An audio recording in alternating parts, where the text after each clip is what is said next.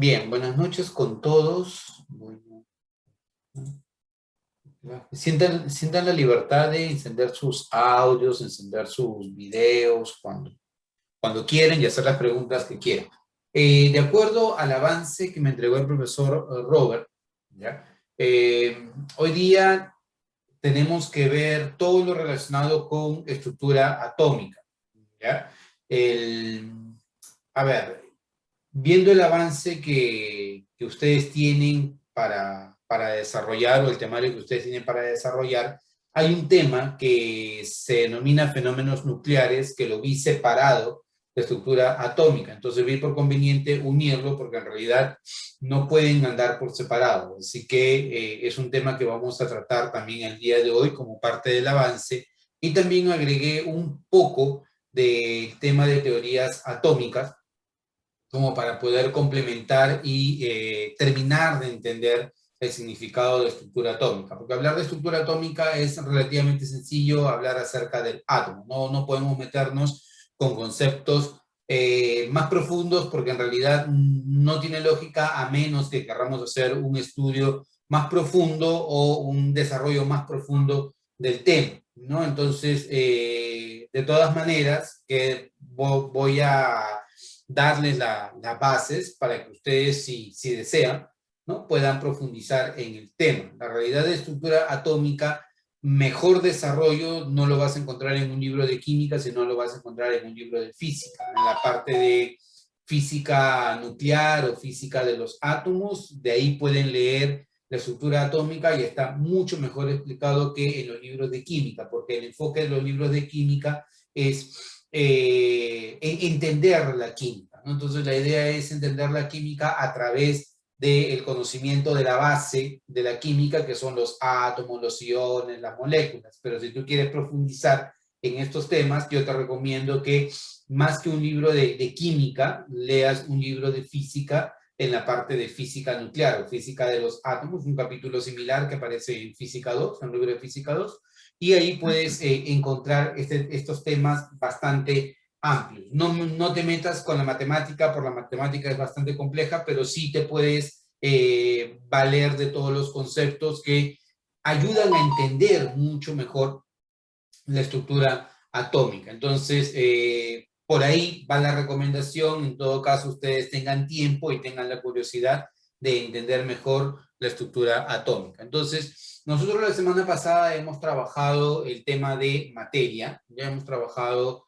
qué es la materia, fenómenos físicos, fenómenos químicos, propiedades extensivas, propiedades intensivas, los estados de agregación molecular de la materia, la clasificación de la materia. Esos son temas que son muy importantes, que ustedes puedan complementar con otra teoría. El día de hoy nos toca hablar acerca de la estructura atómica. Hasta la semana pasada, en el tema de materia, dijimos de que toda la materia o la mínima porción de materia que conserva las características de un elemento químico es el átomo. ¿Qué significaba la palabra átomo?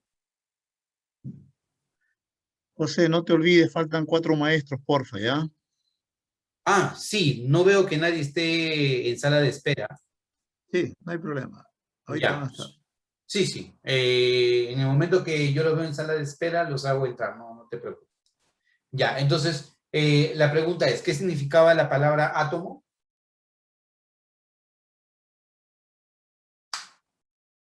Hola. Que no se podía dividir. Claro, átomo significa sin división o indivisible, ¿correcto? Pero ese es un nombre que se mantenía por razones históricas, ¿cierto? Porque en realidad el átomo sí tiene una estructura interna. Justamente de eso vamos a tratar el día de hoy. Si yo tengo una porción de cobre puro, está formado por solo átomos de cobre. Si yo tengo una porción de oro puro, está formado por átomos de oro. La mínima porción de materia que conserva las características de un elemento se conoce con el nombre de átomo, y etimológicamente significa sin división, pero la realidad es que yo sí puedo dividir aún más a la materia y puedo obtener las partículas subatómicas, las partículas subatómicas fundamentales. ¿Cuáles son las partículas subatómicas fundamentales?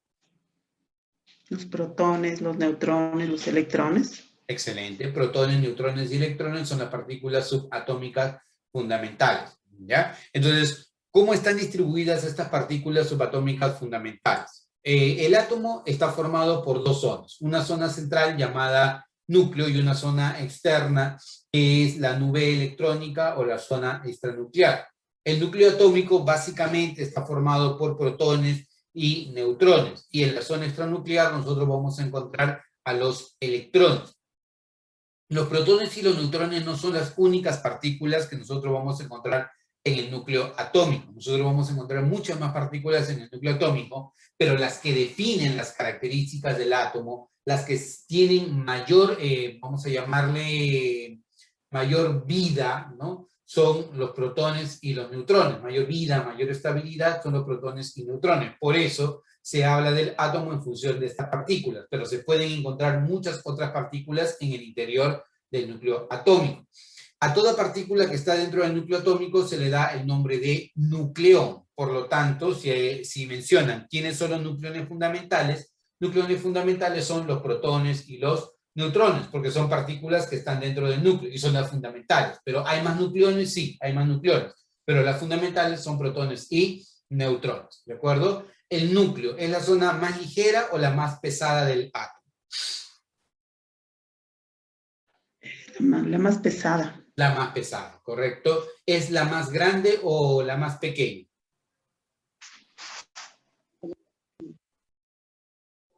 La más pequeña.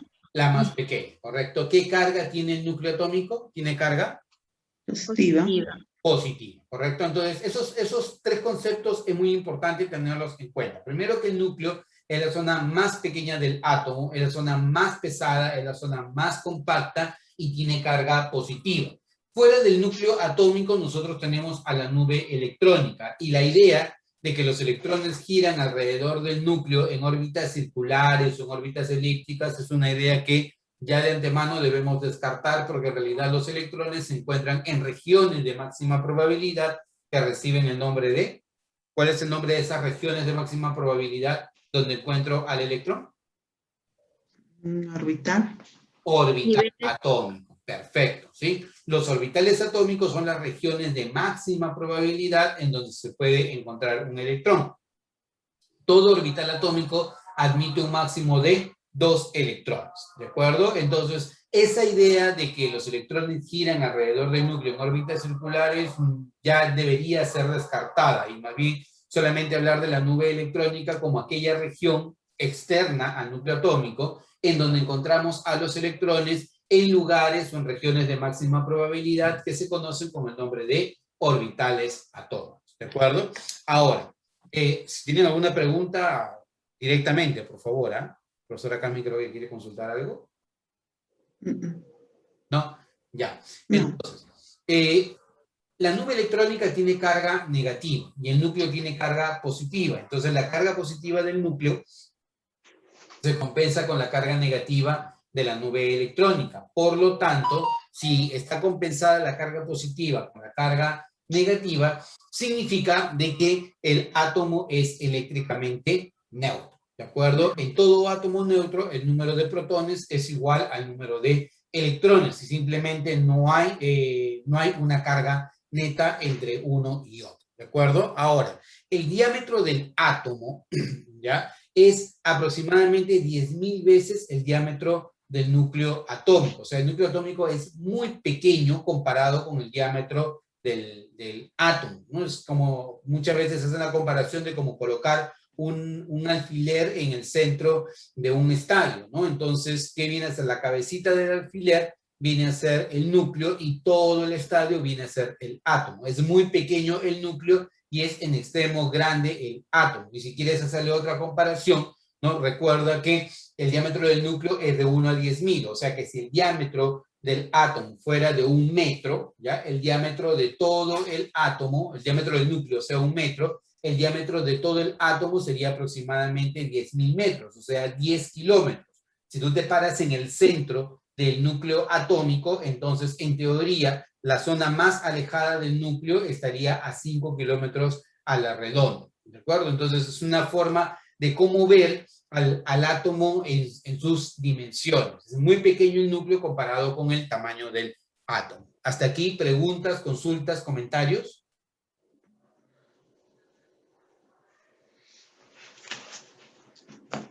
¿Nada? Bueno, sigamos. Entonces, teniendo en cuenta al átomo, el átomo tiene estas dos zonas, el núcleo atómico y la nube electrónica. En el núcleo atómico encontramos protones, neutrones y otros nucleones. Los nucleones fundamentales son protones y neutrones, ¿de acuerdo? Dentro del núcleo atómico, los nucleones están unidos por la fuerza nuclear fuerte. Acuérdense de las fuerzas que existen, ¿no? La fuerza nuclear fuerte, la fuerza nuclear débil, la fuerza electromagnética y la fuerza gravitacional. En el caso del núcleo, están unidos por la fuerza nuclear fuerte, ¿de acuerdo? El núcleo atómico concentra casi toda la masa del átomo y es la zona más pequeña que va a tener el átomo. En la nube electrónica encontramos a los electrones. Esta nube electrónica, por ser la zona más grande, define el tamaño del átomo y los electrones se encuentran en regiones de máxima probabilidad llamados orbitales atómicos, lo cual nace de ciertos conceptos. Uno es el principio de incertidumbre de Heisenberg. ¿Y qué es lo que establece el principio de incertidumbre de Heisenberg? ¿Alguien me puede comentar?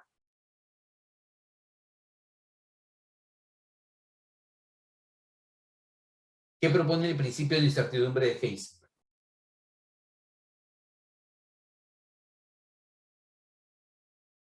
¿Nada? Ya. El principio de incertidumbre de Heisenberg propone de que no es posible definir simultáneamente la posición y la velocidad de una partícula. En este caso, hablando de un electrón, ¿ya? No es posible definir simultáneamente la velocidad y la posición de un electrón. En realidad, no velocidad, sino la cantidad de movimiento lineal de un electrón y su posición. Por lo tanto, si no es posible definirlo simultáneamente, lo que sí es posible es definir una región donde existe la máxima probabilidad de encontrarlo. Entonces, a partir del principio de Heisenberg es donde nace el concepto de orbital atómico. Porque si el átomo dejó de ser determinista, si yo no puedo definir posición y velocidad del electrón, lo que puedo hacer es definir una región de máxima probabilidad donde puedo encontrar a ese electrón. Y esa región de máxima probabilidad se llama orbital atómico. Y todo orbital atómico admite un máximo de 2 electrones. Si hacemos un comparativo entre los protones, neutrones y electrones, ¿no? La fuerza, la unidad para medir la masa es la unidad de masa atómica, el UMA o U, ¿correcto? Y si comparamos la masa del neutrón con respecto al protón, la masa del neutrón es 1,0087 UMA, la del protón 1,0073 UMA, mientras que el del electrón es 0,00055 UMA. Si llevamos todo a un solo decimal nada más, te vas a dar cuenta que la masa del protón y la masa del neutrón es en esencia la misma. El neutrón es un poquitito más pesado que el protón, pero si llevamos todo a un decimal, la masa del electrón es básicamente cero, nula, ¿no? Entonces, el electrón tiene una masa despreciable con respecto a la masa del protón o con respecto a la masa del neutrón. Y si comparamos la masa del protón con respecto a la masa del electrón, la masa del protón es 1836 veces la masa del electrón, lo que significa que si un electrón pesa 1 kilogramo, ¿ya? Un protón pesaría 1836 kilogramos. O sea, estamos hablando de 1 tonelada con 800 kilos. Es enorme la masa del protón con respecto a la masa del electrón. Por eso, casi toda la masa del átomo está concentrada en el núcleo atómico. ¿Ya? Entonces, hasta aquí, preguntas, consultas, comentarios. ¿Todo bien? Por lo menos pongan un like para saber que están ahí. No los veo. Ya, entonces, puntos importantes, ¿ya? Las partículas subatómicas fundamentales son 3. Protones, neutrones, electrones, de los cuales ya hemos conversado hace unos minutos, ¿no? El protón y el neutrón básicamente tienen la misma masa, pero el neutrón es un poquito más pesado, mientras que el electrón su masa es despreciable, ¿de acuerdo? Con respecto a la carga, el protón y el electrón tienen exactamente la misma carga, pero de signo opuesto. Así que si de manera relativa al protón yo le asigno la carga más 1, el electrón tiene la misma carga, pero con signo opuesto. O sea, su carga va a ser menos 1. Y el neutrón no tiene carga, por eso se le asigna 0. ¿Quién descubre el electrón? Thomson. ¿Quién descubre el protón? Rutherford. ¿Y quién descubre el neutrón? Sharp. ¿Alguien me puede decir cómo descubre o por qué se le asigna a Thomson el descubrimiento del electrón?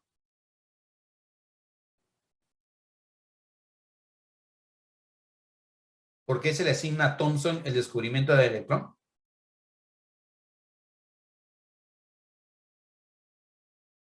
Hola, ¿está por ahí?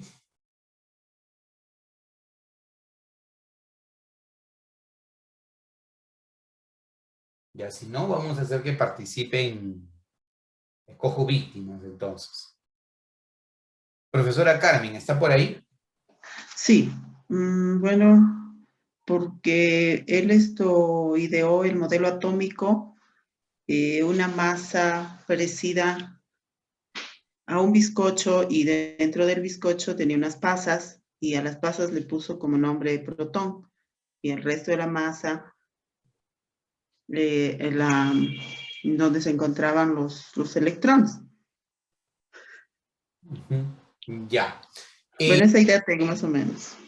Ajá, ya. En el caso del modelo que propuso Thomson, que justamente vamos a conversar de eso un poco más adelante, en este modelo, como usted menciona, se le llama el modelo del budín con pasas, se le puede asignar en la forma de un bizcocho, ¿no? Considera que toda la masa del átomo tiene carga positiva y los electrones se encuentran incrustados en dicha masa como las pasas en el budín. Entonces, todo el budín tiene carga positiva, los electrones tienen carga negativa y todo el conjunto es eléctricamente neutro, ¿ya? Pero esa es la conclusión de su modelo, ¿no? O sea, la conclusión de todo lo que él llegó, porque él hizo una serie de experimentos para llegar a eso.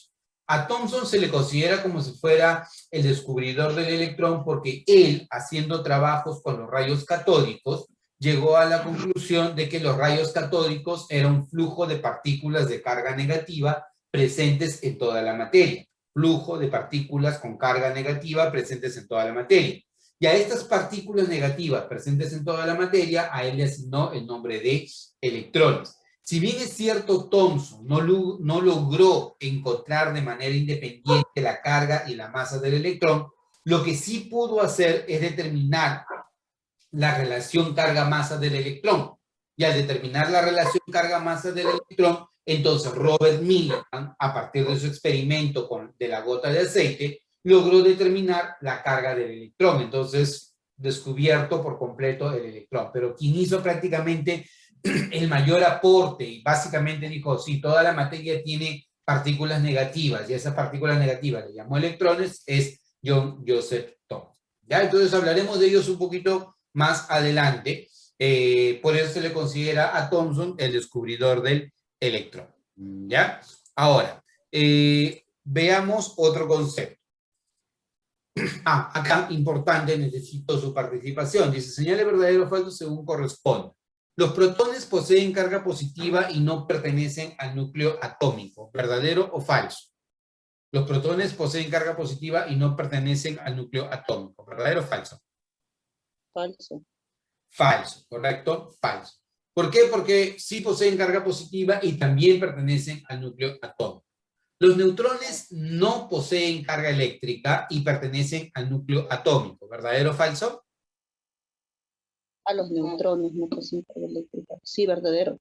Verdadero. Claro, los neutrones no poseen carga eléctrica y pertenecen al núcleo atómico. Eso es correcto.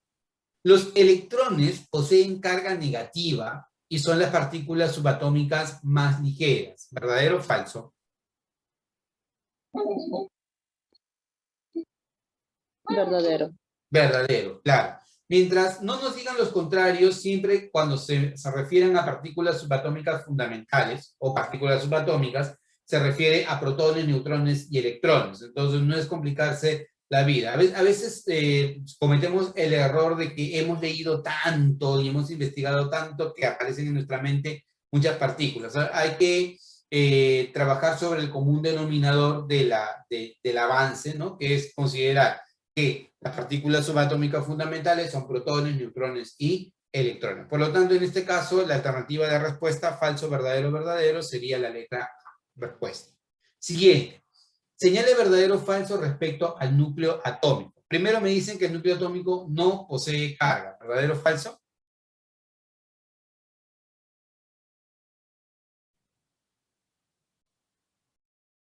No posee carga. ¿Verdadero o falso?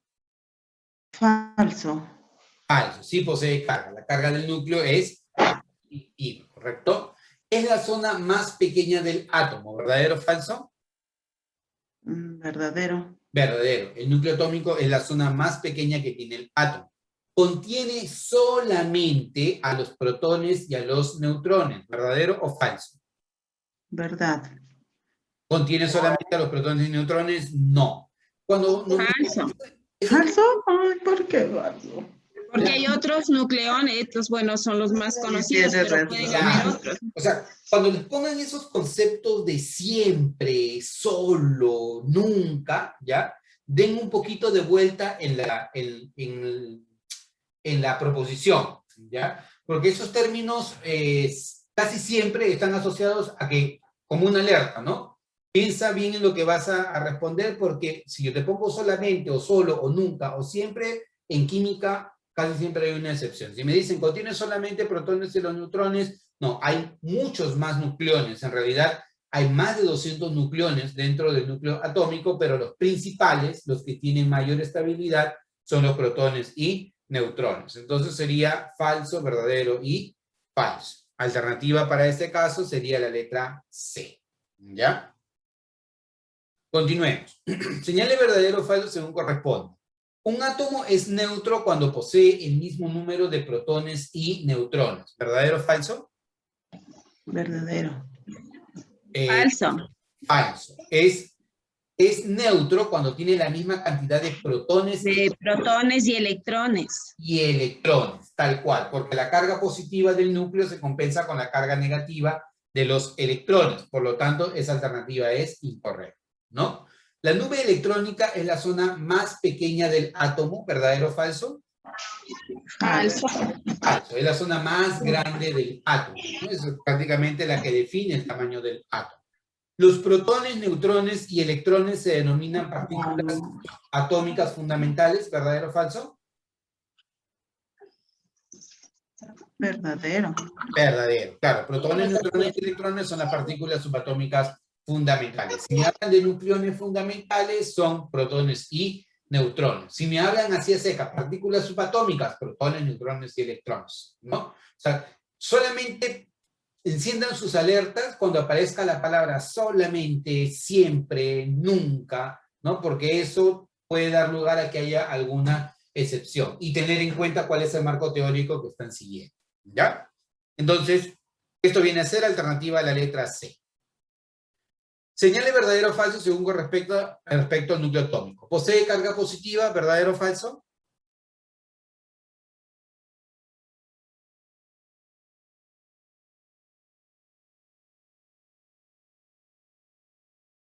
Hola. Respecto al núcleo atómico. Verdadero. Verdadero, muy bien, verdadero. ¿Es la zona más ligera del átomo, el núcleo atómico? No, falso. Falso, es la zona más pesada del átomo. ¿Es la zona más pequeña del átomo, el núcleo atómico? Verdadero. Verdadero. Entonces, verdadero, falso, verdadero, alternativa de respuesta a la letra I, ¿no? Verdadero o falso, según corresponda. El núcleo atómico posee únicamente protones y neutrones.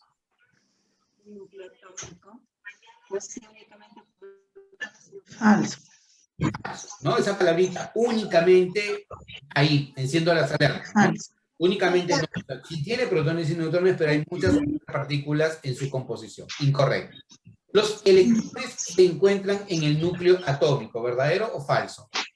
Falso. Falso. Falso. Los electrones se encuentran en la nube electrónica. La carga del núcleo atómico depende de los neutrones. Falso. Incorrecto, ¿no? La carga del núcleo atómico depende de los protones. La carga de la nube electrónica, ¿de quién depende? ¿Cómo? De los- De los De los electrones. electrones, De tal la cual, nube ¿no? electrónica. ¿Perdón? De la nube electrónica, dijo, ¿no? Sí, de La carga de quién depende.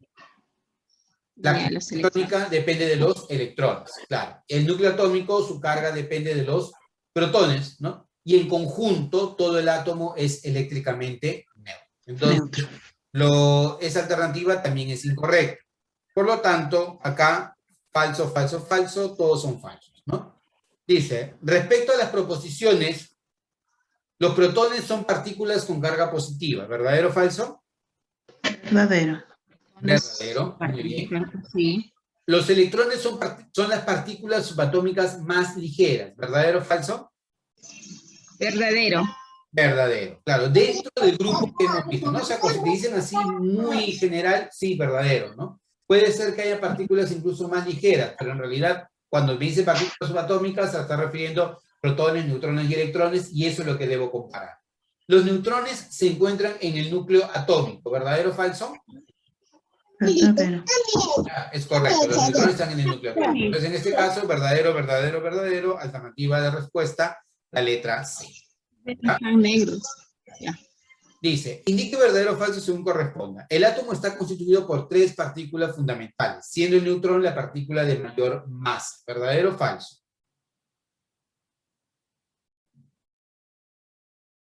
Falso, porque el neutrón no es la partícula de mayor masa. Sí. La partícula de mayor masa es el neutrón. Luego sigue el protón, que es un poquito más ligero, y estos a su vez son mucho, mucho más pesados que el electrón. Entonces, eso sí sería verdadero. Verdadero. ¿Ya? El neutrón es la partícula de mayor masa y no posee carga. ¿Verdadero o falso? Verdadero. Verdadero. Está relacionada con la anterior, ¿verdad? Verdadero.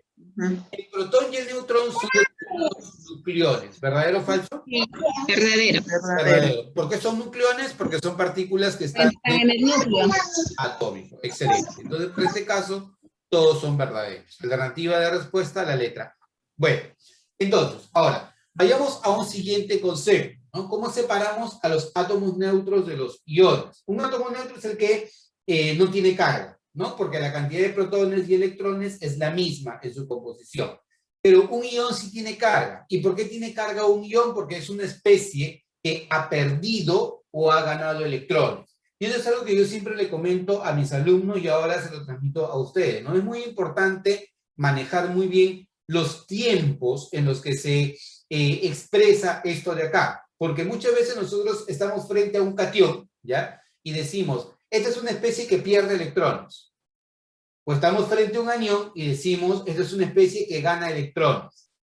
Eso no es del todo correcto. Un catión es una especie que pierde electrones. Es una especie que ha perdido electrones. O sea, ya perdió los electrones. Si está cargado positivamente, es porque ya perdió los electrones. Y si un anión tiene carga negativa, no es porque gana electrones, sino porque ha ganado uno o más electrones. Eso es algo que se utiliza mucho en el lenguaje de muchos profesores con los que yo he escuchado y con los que he trabajado, ¿no? Lo correcto es el tiempo, ¿no? Es el catión ha perdido electrones o el anión ha ganado electrones. Por eso ya posee la carga. Un átomo neutro no tiene carga porque la cantidad de protones en el núcleo se compensa con la cantidad de electrones en la nube electrónica. Otro punto muy importante, ¿ya? Es la notación de núclido. Un núclido, ¿ya? Como tal, viene a ser la representación de un átomo particular de un elemento químico, ¿ya? Ojo, un núclido es la representación de un átomo en particular de un elemento químico. Oye, ¿es la representación de un átomo de un elemento químico? Sí, pero hay que recordar, y vamos a ver un poco más adelante, que existe la notación de isótopos, ¿cierto? Entonces, por ejemplo, el hidrógeno, ¿cuántos isótopos tiene? 3. 3. El deuterio, el deuterio y el tritio, ¿no? Entonces yo puedo representar 3 núclidos diferentes para el hidrógeno. ¿Por qué? Porque puedo representar de una forma al protio, puedo representar de una forma diferente al deuterio y puedo representar de una tercera forma al tritio. Y cada una de esas representaciones recibe el nombre de núcleo.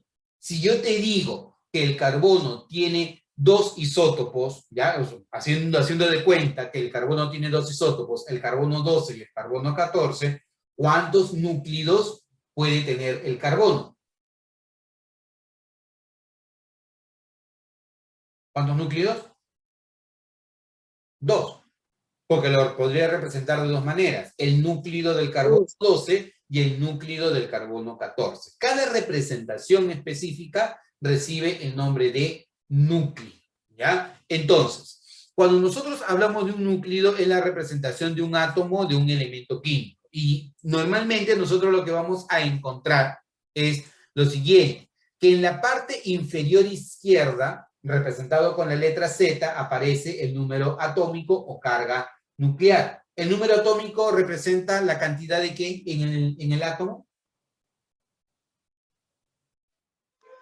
Neutrones y protones. ¿El número atómico representa la cantidad de qué en el átomo?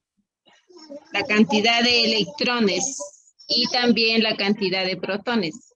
Cuando el átomo es neutro, ¿no? Desde luego, sí. Sí o sí, siempre va a ser la cantidad de protones. Y en el caso de que el átomo sea neutro, también va a representar la cantidad de electrones, ¿cierto? En la parte superior izquierda, o a veces en la parte superior derecha, vamos a encontrar al número de masa.